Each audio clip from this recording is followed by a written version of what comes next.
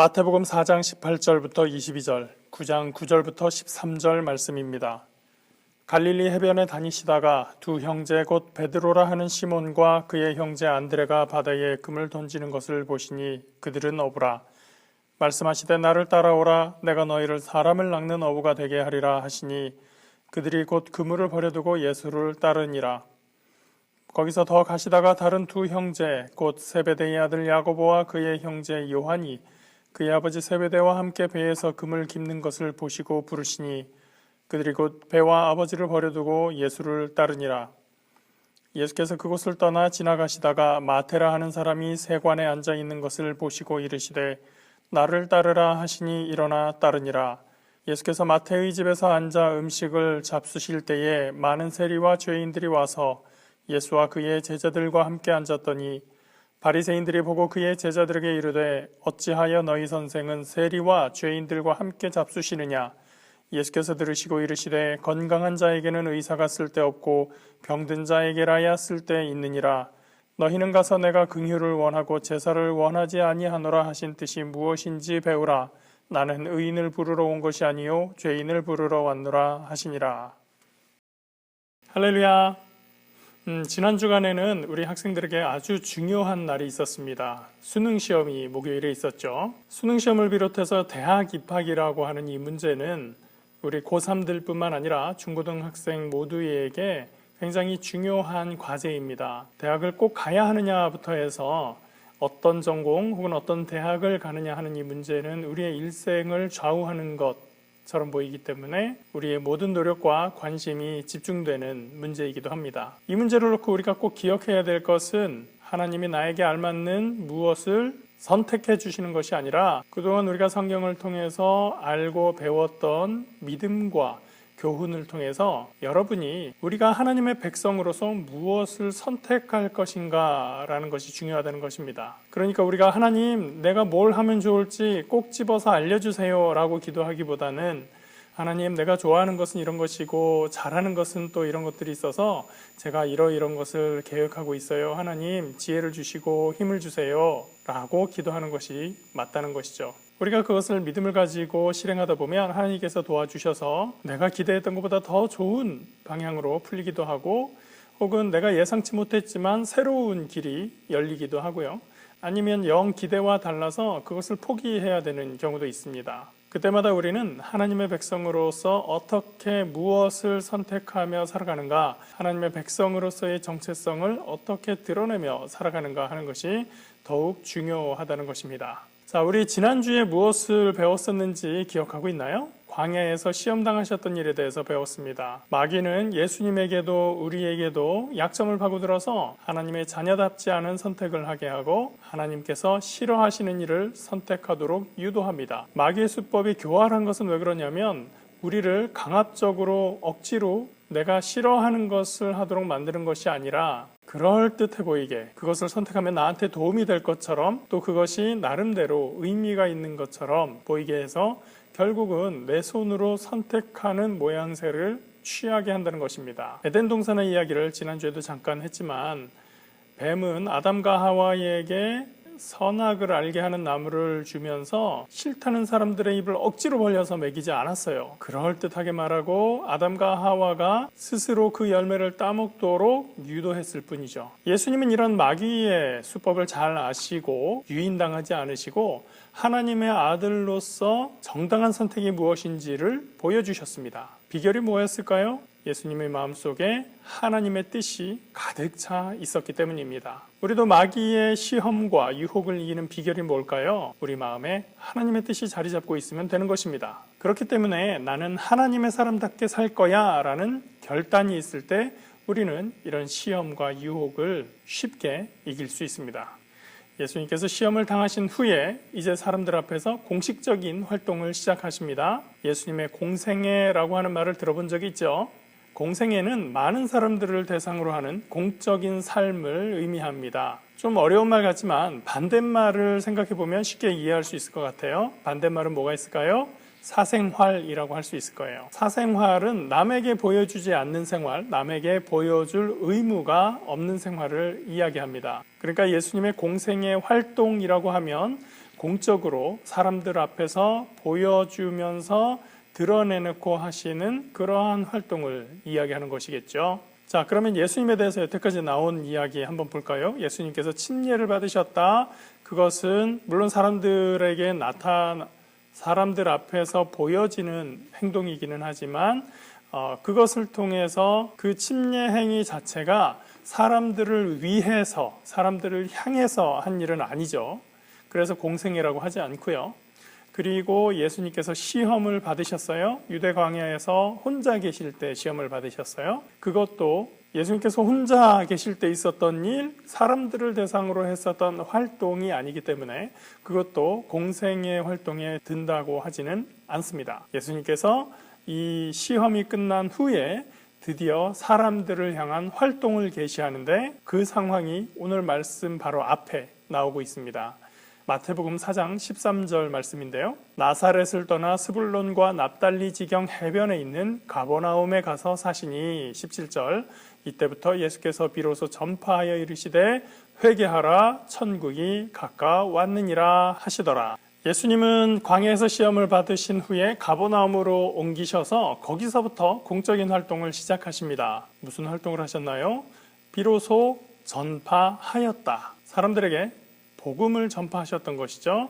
이것이 바로 예수님께서 공생의 활동을 시작하셨던 순간입니다. 그렇다면 바로 그 처음에 예수님께서 무엇을 선포하셨나, 무엇을 전하셨나 하는 것이 굉장히 중요하겠죠. 마태복음은 회개하라 천국이 가까웠다라고 선포하신 것으로 기록하고 있습니다. 이 말씀을 마가복음은 회개하라 하나님의 나라가 가까웠느니라 그렇게 기록을 하고 있죠. 마태복음에서는 천국이라고 하고 마가복음에서는 하나님의 나라라고 하는데 천국이라는 한자어를 풀어서 쓰면 하늘나라라고 할 수 있겠죠. 그러니까 천국과 하늘나라 그리고 하나님 나라는 다 같은 뜻인데 그렇다면 여기에서 말한 천국은 우리가 죽어서 가는 천국이 아니라 하나님의 나라가 온다, 가까이 왔다, 오고 있다라는 뜻입니다. 이 단어의 본래적인 의미를 따져서 다시 말하면 하나님의 통치가 임한다라고 하는 뜻입니다. 하나님의 통치,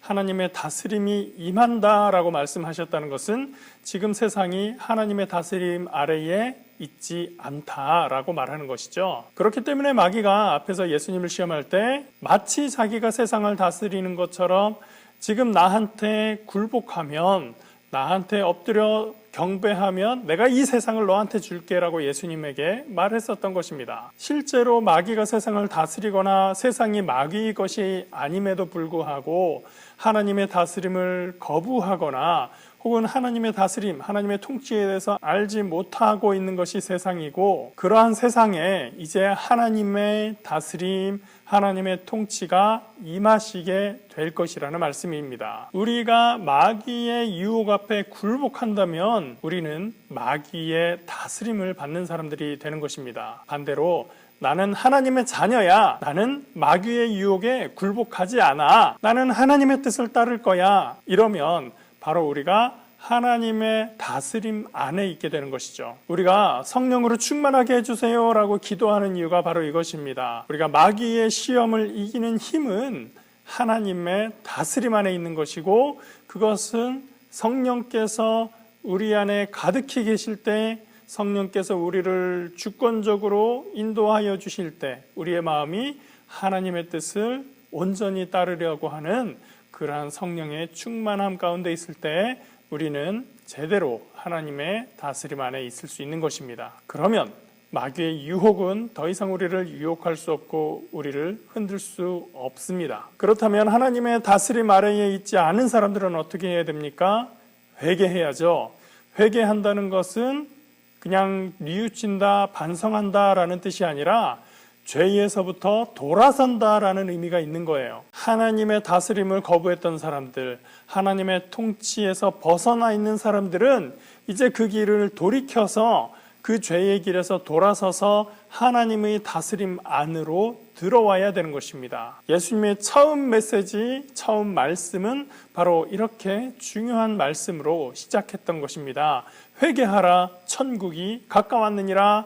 회개하라, 하나님의 다스림이 가까이 임하고 있느니라. 그리고 제자들을 부르는데 오늘 읽은 말씀입니다. 갈릴리 해변으로 지나가시다가 시몬과 그 형제 안드레가 바다에 금을 던지는 것을 보시니 그들은 어부라. 일단 여기가 어딘지 보면 갈릴리 해변, 바다라고 하는 표현들이 있죠. 여기에서 갈릴리 바다라고 하는 것은 사실 바다가 아니라 호수입니다. 여러분, 바다와 호수의 차이는 뭘까요? 바다는 짠물이고 호수는 맹물인가요? 그렇지 않죠. 갈릴리 호수는 갇혀 있는 물입니다. 그래서 호수라고 부르죠. 그런데 고대 히브리어에서는 같은 단어로 바다와 호수를 다 같이 사용을 했어요. 그래서 우리말로는 갈릴리 호수, 갈릴리 바다라고 다른 단어가 되지만 히브리어로는 같은 말이 되는 것입니다. 사실은 이 갈릴리 호수가 구리시의 5배에 달하는 넓이가 될 정도로 상당히 넓은 호수입니다. 그렇게 갈릴리 호수 주변으로는 여러 가지 도시나 마을이 형성되어 있었는데 예수님께서 계셨다고 하는 이 가버나움은 이 갈릴리 호수의 북쪽에 있는 한 마을이었습니다. 예수님은 바로 이 가버나움에서 베드로와 그의 형제 안드레를 만나셨던 것이죠. 그리고 그들에게 나를 따라오거라, 내가 너희를 사람 낚는 어부가 되게 할 것이다 라고 부르셨습니다. 누가복음 말씀을 보면 이 내용이 좀 더 구체적으로 어떤 사건이 있었는지에 대해서 설명을 하고 있는데 나중에 기회가 되면 그 말씀도 한번 살펴볼 수 있도록 하겠습니다. 사실 여기서 우리의 눈길을 끌게 되는 표현이 하나가 있습니다. 사람을 낚는 어부라는 표현이죠. 언젠가부터 우리나라에서 이 낚였다라고 하는 것이 속았다, 당했다라는 표현이 됐어요. 목사님이 인터넷에서 이런 표현을 보기 시작한 게 2005년 전후쯤부터였었던 것 같은데 그때 당장 들었었던 생각이 뭐냐면 예수님이 제자들을 부를 때 하신 말씀인데 이거 가지고 뭐라고 하겠네 라는 생각이었습니다. 역시나 그런 표현으로 기독교인들 또 교회 다니는 사람들을 놀리는 그러한 게시물도 인터넷에서 본 기억이 있어요. 여러분 중에서 혹시라도 이 낚였다라는 것이 원래 우리 말 뜻에도 속았다라는 의미가 있다 그렇게 생각하고 있지는 않겠죠. 예수님께서 이 말씀을 하셨을 때는 바로 이 베드로와 안드레의 직업에 관련해서 말씀하셨던 것입니다. 너희가 지금은 물고기를 낚아서 먹고 사는 어부의 생활을 하고 있지만 이제 내가 너희를 물고기를 낚는 것보다 더욱 중요하게 사람들을 모아서 그들로 하여금 하나님의 백성이 되게 하는 일을 맡길 것이야 라고 하는 중요한 의미를 담아서 말씀하셨던 거예요.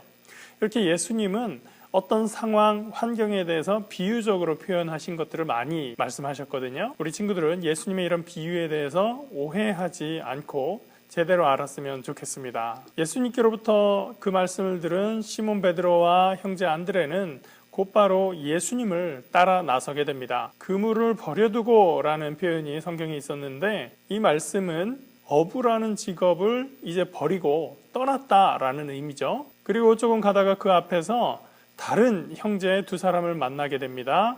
세베대라고 하는 사람의 아들이었던 야고보와 요한이라고 하는 사람들입니다. 예수님은 그들도 부르셨고 그들도 예수님을 따라 나서게 되죠. 자, 이렇게 가버나움에서 예수님은 제자들을 부르셨고요. 다시 마태복음 9장으로 가면 이번에는 마테라고 하는 사람을 제자로 부르십니다. 예수께서 그곳을 떠나 지나가시다가 마테라 하는 사람이 세관에 앉아 있는 것을 보시고 이르시되 나를 따르라 하시니 일어나 따르니라. 마태는 세금을 걷는 사람이었습니다. 이런 사람을 세리라고 부르는데 당시 유대 사회에서는 이 세리라는 직업을 가진 사람들을 굉장히 싫어했습니다. 왜냐하면 이 세리들은 동족 유대인들로부터 세금을 걷어다가 이방 민족인 로마 사람들에게 가져다 바치는 일을 하는 사람들이었기 때문이죠. 거기다 더 문제가 뭐냐면 세리들에게는 정확한 급여가 책정되어 있지 않았어요.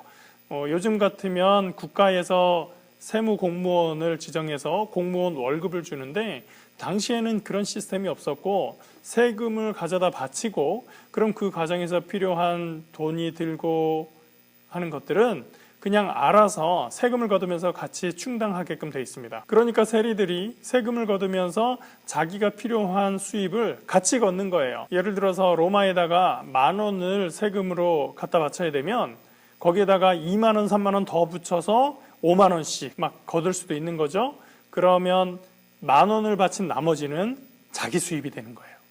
그러니까 유대인들이 이 세리라고 하는 사람들을 굉장히 싫어하고 멸시하고 미워했습니다. 예수님은 그런 세리를 제자로 부르셨던 거예요. 이렇게 예수님께서 제자로 부르신 사람들은 사회적으로 지위가 높고 교양과 학식이 풍부하고 그런 사람들이라기보다는 뭔가 사람들에게 멸시당할 수도 있고 사회의 중심축에 들지 않는 무시당할 수 있을 만한 그런 사람들입니다. 그것은 예수님께서 하늘 보좌를 버리고 이 땅에 오셔서 가장 낮고 천한 모습으로 살아가셨던 것과 똑같은 의미를 갖게 되는 것입니다. 예수님께서 교양이 있고 지식이 있고 훌륭한 사람들만 제자들로 이끌고 다녔다고 하면 아마 예수님의 복음은 사회에서 낮은 지위에 있는 사람들에게 무시당하는 사람들에게는 해당되지 않는 것으로 보일 수 있었을 거예요.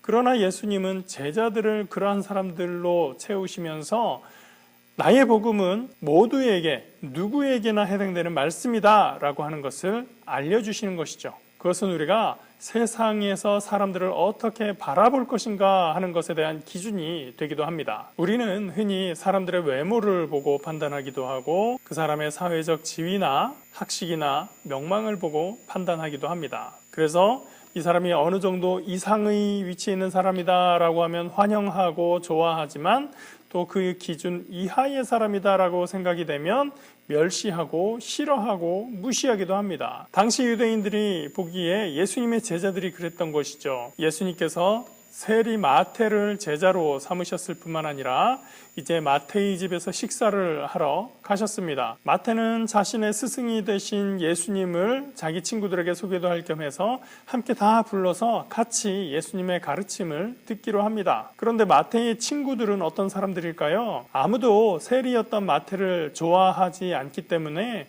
그의 친구라고 하는 사람들은 역시나 같이 세리 역할을 하던 사람들, 죄인들에 해당하는 사람들이었습니다. 그런 사람들과 함께 예수님은 거리낌 없이 식사를 하셨던 것이죠. 그걸 보고 나름대로 자기는 거룩하다라고 생각하던 바리새인들이 제자들을 불러서 한마디씩 하는 겁니다. 아니, 너희 선생이라는 분은 왜 저런 죄인들, 게다가 세리 같은 인간들하고 같이 밥을 먹을 수가 있냐? 저런 인간들하고 있으면서 밥이 목에 들어가냐? 그걸 예수님께서 들으셨습니다. 예수께서 들으시고 이르시되 건강한 자에게는 의사가 쓸데없고 병든 자에게라야 쓸데있느니라. 너희는 가서 내가 긍휼을 원하고 제사를 원하지 아니하노라 하신 뜻이 무엇인지 배우라. 나는 의인을 부르러 온 것이 아니요 죄인을 부르러 왔노라 하시니라. 의사가 필요한 사람은 누구죠? 아픈 사람들입니다. 의사라는 직업을 가진 사람이 옆에 있어도 별로 관심 없는 사람은 누굴까요? 건강한 사람이죠. 그런데 여기에 함정이 있어요.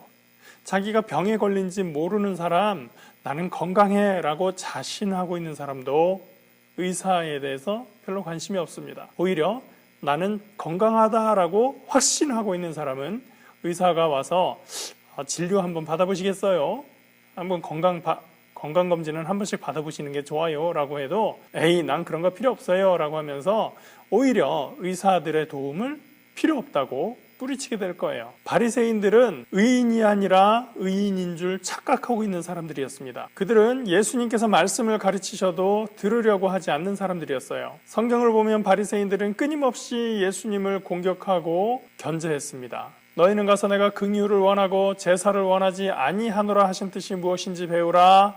바리새인들은 늘 성경 말씀을 읽고 공부하고 암기도 하는 사람들이었어요.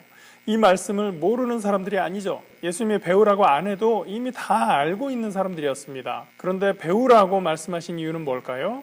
너희 그거 알기만 하면 뭐하니? 그대로 살아야지 라고 하는 말씀이죠. 그리고 지금 내가 이 세리들, 이 죄인들과 함께 식사자리 하는 것, 이들과 함께 지내는 것은 나는 바로 그러한 삶을 살고 있는 거야 라는 걸 보여주시는 겁니다. 제사를 원하지 않는다, 요즘 교회식으로 말하면 예배를 원하지 않는다 라는 것이에요.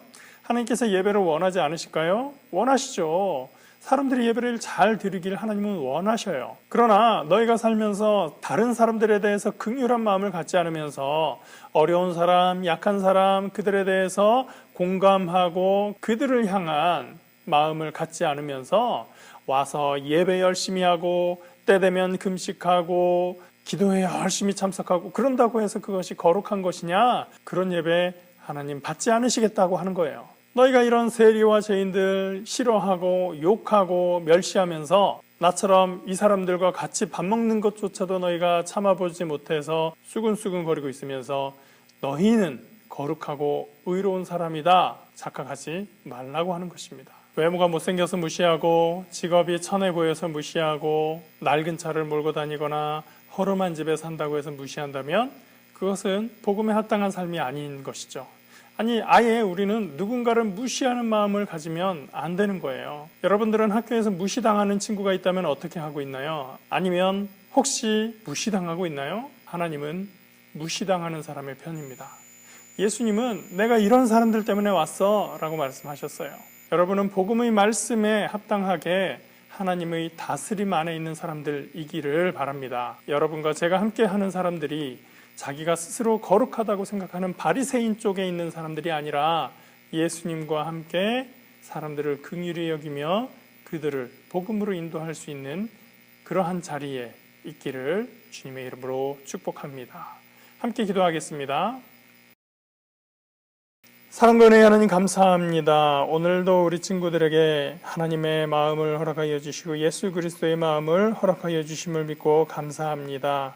우리가 세상에서 가장 귀한 것이 무엇인지, 세상을 의롭게 하고 아름답게 하는 것이 무엇인지를 알게 하시고 예수님의 모습을 따라서 우리도 긍휼한 마음을 가지며 하나님께서 받으시는 예배를 드리는 그러한 귀한 믿음의 사람들을 될 수 있도록 인도하여 주시옵소서. 예수님께서 나를 따르라 하셨을 때 믿음으로 아멘하고 순종하는 친구들 될 수 있도록 하여 주시고 우리의 미래의 선택에 있어서도 주님께서 기뻐하시는 그 일을 선택할 수 있도록 함께 하시고 인도하여 주시옵소서. 감사드리며 예수님 이름으로 기도합니다. 아멘.